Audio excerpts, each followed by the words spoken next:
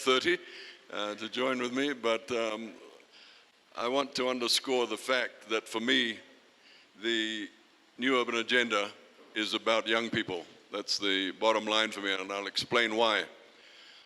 When we brought into place the Sustainable Development Goals about a year ago in New York, after 2 years of very intense negotiations by all the member states of the world and indeed the major groups, of which this group was part, when we had negotiated those and brought them into place, a guy like me who's been involved in development all his life, I started out in Fiji just going straight out of university into rural development and spending a decade in rural development.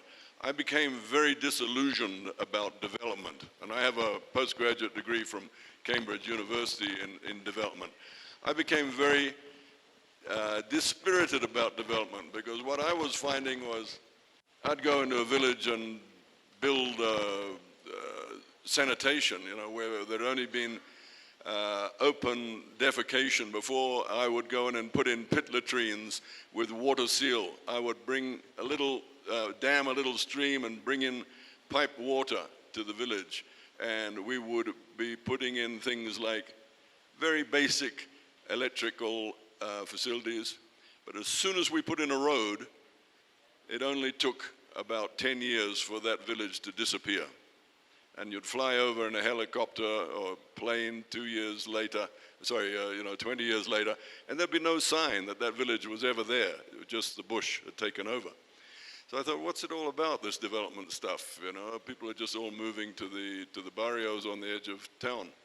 It wasn't until in New York a year ago that we brought in that Sustainable Development Agenda, the 2030 Sustainable Development Agenda, with its 17 Sustainable Development Goals, that I realized, yeah, this is the comprehensive way to go about development. This is what development should be, where you look at everything. You look at the planet's well-being. You look at people's well-being, all people's well-being, universally, their health, their education, all aspects of human life covered in those 17 development goals, and not turning away from the need to have sustainable industrialization and sustainable infrastructure. It's all in there.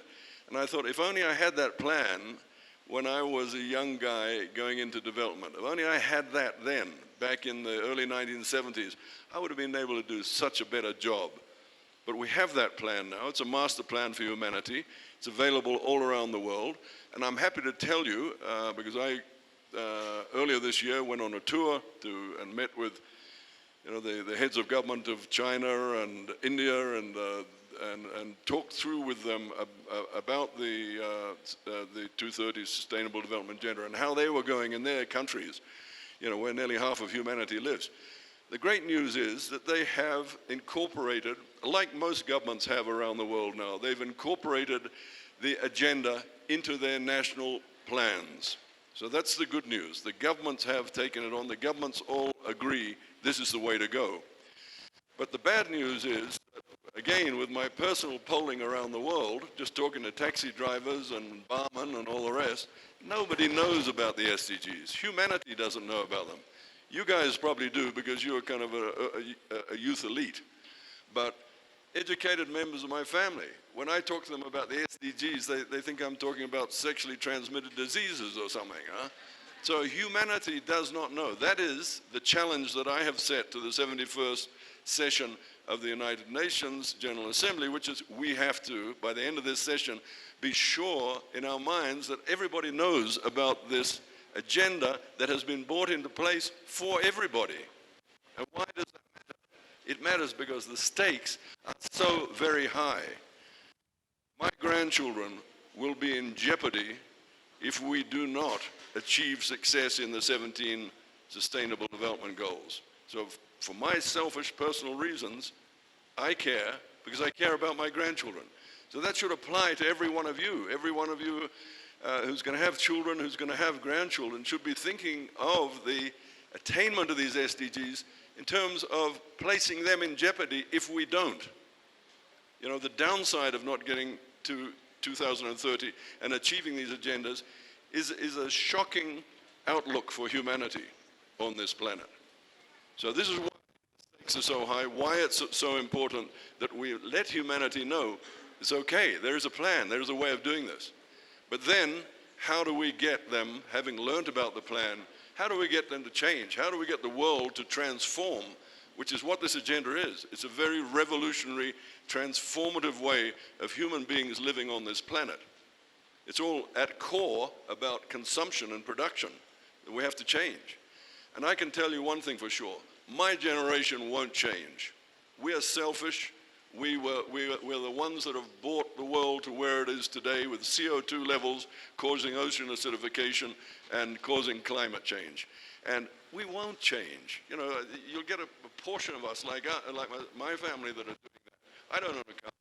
You know, I don't even own a house. I don't own a dog, for that matter. I've got a nice wife. That's about it.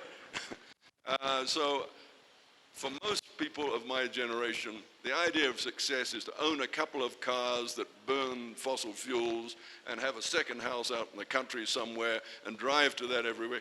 That's the idea of success of my generation. And it's unsustainable. It's not the way that humanity should be living on this planet. And my generation is quite happy to use plastic for everything. They don't care that that plastic is biodegrading in the ocean and ending up in fish and coming back into our bodies to cause us to get all sorts of diseases in the future that we're not even aware of yet. They don't care about that. They are the selfish generation. But the time has passed when it's okay to steal from future generations. And your generation should not fall into the trap of stealing from future generations. And you're the generation that is going to cause the success of the 2030 agenda. Why? Because you've got skin in the game. This is your lives. You're going to live with the failure or success of the 2030 agenda. I will not. By the year 2030, I'll be in my grave. It's your agenda. And it's not just the 2030 agenda, it's the Paris Climate Agreement, it's the new urban agenda. These have all got to be worked through. So I say to you, we're going to do what we can at the United Nations. And in me, I assure you, you have a champion that you can turn to if you need things done in New York over the next year. You contact my office. But I'm saying it's up to you. You guys, this is your agenda. You work out the creative ideas of how you're going to make these 17 Sustainable Development Goals and the urban agenda succeed. Because if we don't, the prospects are awful. Thank you very much.